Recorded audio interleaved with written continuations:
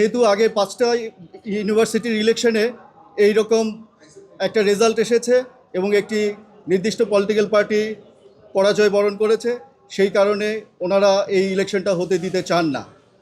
রাষ্ট্রপক্ষের বিজ্ঞ additional attorney general মূলত পিটিশনারকে সাপোর্ট করেই আর্গুমেন্ট করেছেন।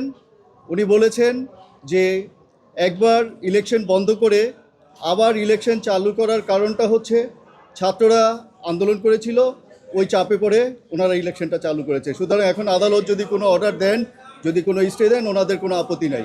কিন্তু আমরা ইউনিভার্সিটির পক্ষে, রেজিস্ট্রারের পক্ষে দাঁড়িয়ে এটার প্রতিবাদ করেছি এই বলে যে ইলেকশন কমিশন কনস্টিটিউশনের আর্টিকেল 118 অনুযায়ী স্বাধীন। উনি যতক্ষণ পর্যন্ত সংবিধানের কোনো ধারা অনুচ্ছেদ বা কোনো আইনের কোনো ধারা ভঙ্গ না করবে ততক্ষণ ওনার অর্ডার চ্যালেঞ্জ করার কোনো যৌক্তিকতা নেই। সুতরাং এই রিট পিটিশনটা মেনটেনেবল না এবং রিট পিটিশনারদের অ্যাগ্রিভ হওয়ার কোনো কারণ নেই।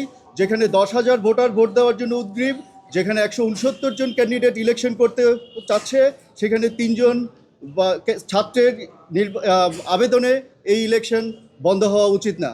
তবুও আমাদের মাননীয় হাইকোর্ট বিভাগ ইলেকশন স্টে করেছেন। আমরা গতকাল গিয়েছিলাম, একটা সিএমপি ফাইল করেছি।